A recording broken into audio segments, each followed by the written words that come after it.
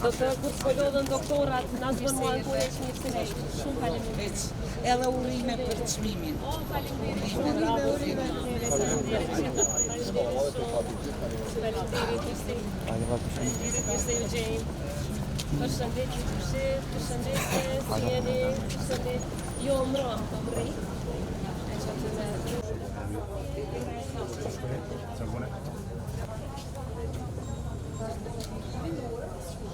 Faleminderit që jeni prezent, ishim edhe sot sikurse çdo vit në klinikën e onkologjisë, që si president të japim një mbështetje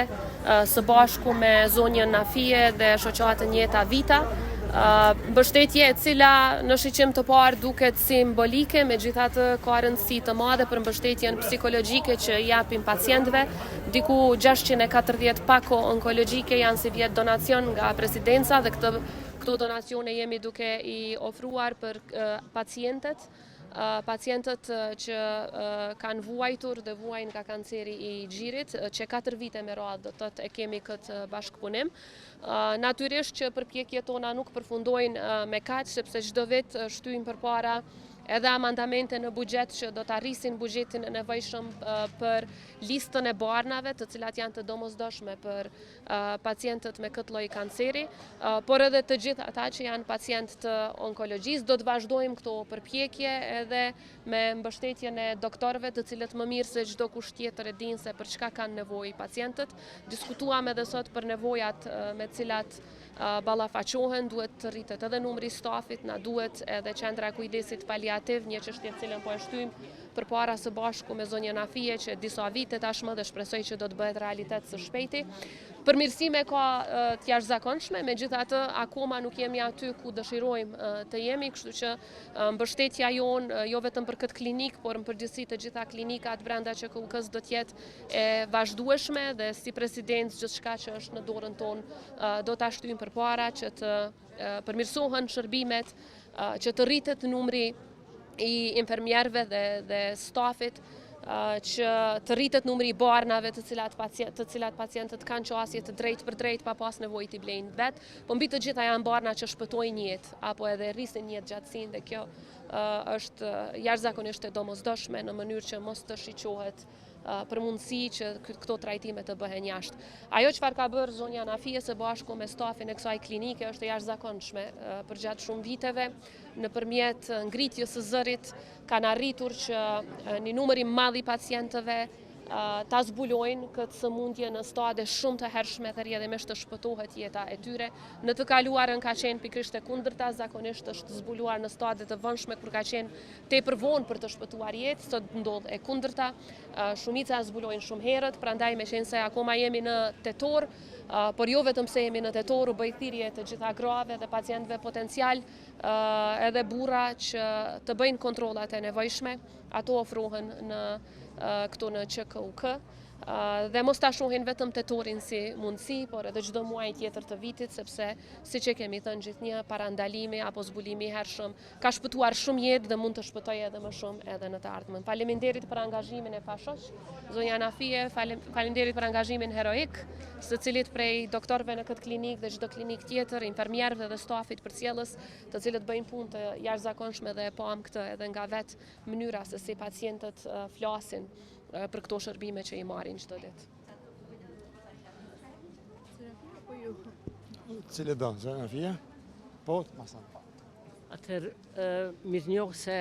çdo herë për gjithë ndihmën edhe përkrahjen që kemi nga presidentja, që nga koha kur ka qenë deputete, kryetare e kuvendit dhe si presidente, jo vetëm me pakot onkologjike që i mbulon të gjitha nevojat e grave, rastet të reja që diagnostikon në onkologji, por edhe për gjitha kërkesat tjera të nevojshme, si për staf, për lokal, për aparatur, barna e gjitha nevoja tjera. E fundit është kjo nevoja e domosdoshme, ta themi, për një qendër për kujdes paliativ e cila i mungon Kosovës dhe pacientëve kosovar. Njëkohësisht shumë mirënjohëse ndaj stafit të klinikës onkologjike në krye me drejtorin Ilir Kurtishi, të cilët bëjnë punë të jashtëzakonshme me pacientët. Pacientët më të rëndë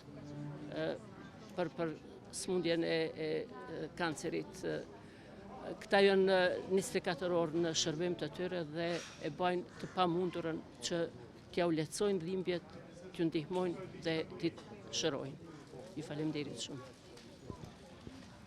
Në emër klinikës onkologjisë e falenderoj shumë presidenten për kontributin e jashtëzakonshëm gjatë gjithë kohës, pra qysh edhe më herët si deputete, po sidomos tash si presidente, e cila në forma të ndryshme ka ndihmuar sektorin shëndetësisë e veçanërisht klinikën onkologjisë, dhe këto pako të cilët sot u shpërndan për pacientë të cilët janë me kancer kanë një impakt shumë të madh edhe në aspektin psikologjik edhe fizik të pacientëve dhe shpresojmë që ato t'i shfrytëzojnë në mënyrën më të mirë dhe racionale. Falenderojmë shumë edhe për kontributin jashtëzakonshëm vitin e kaluar presidenten, e cila së bashku me